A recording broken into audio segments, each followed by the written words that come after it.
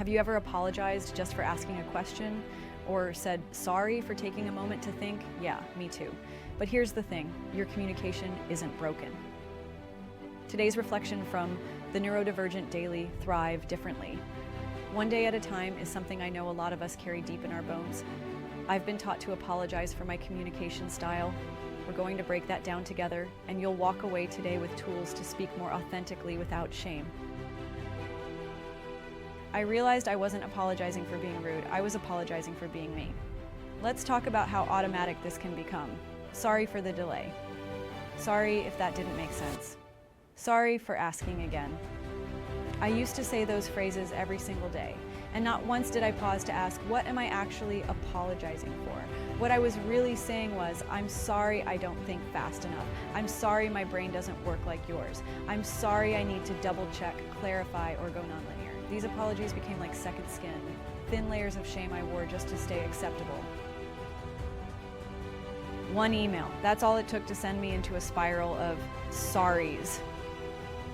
There was this time I replied late to a group message and I caught myself saying, sorry for the delay, sorry if I'm being confusing, sorry, I'm not sure if this is helpful. And then I stopped myself. Why was I apologizing so many times in one message when I had done absolutely nothing wrong? That day I started collecting my apologies, noticing them, and every time I caught one I asked, could I replace this with clarity instead of shame? You're not alone. I want to share a few stories from readers who felt this too.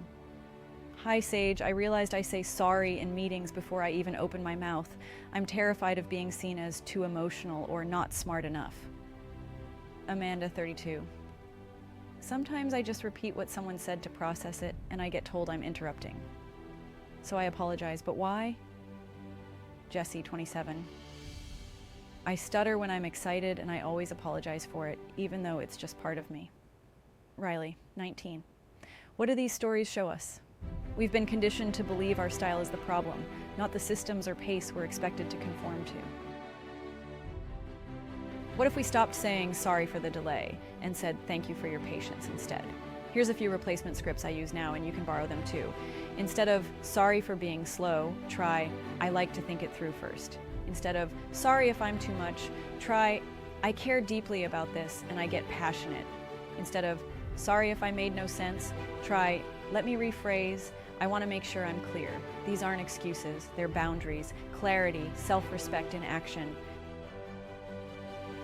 It was the first time I ended a message with confidence and didn't apologize. I thought I'd get judged, but something else happened. A friend had texted me something layered and emotional, and I needed time to respond. Instead of replying right away with a flood of explanations, I simply wrote, "Thank you for trusting me with this. I want to give it the space it deserves. I'll reply soon." That was it. And not only was it respected, they told me, "Wow, that felt really intentional. Thank you." If we trace the sorries back far enough, we usually find fear. Fear of being misunderstood, being called difficult, being left out, being too much. And when you live with those fears for long enough, you start apologizing just for existing the way you do. So today's takeaway is this: your way of communicating is enough. It may be slower, messier, more emotional, more layered, but it is not wrong. You don't need to apologize for needing time, for going deep, for caring too much. You just need to honor it and maybe reframe it. Reflection prompt of the day. What's one moment today where I can speak without apology and trust that my way of communicating is enough? If this resonated with you, share it with someone who over-apologizes too. You were never too much. You were just taught to shrink. It's time to unlearn that.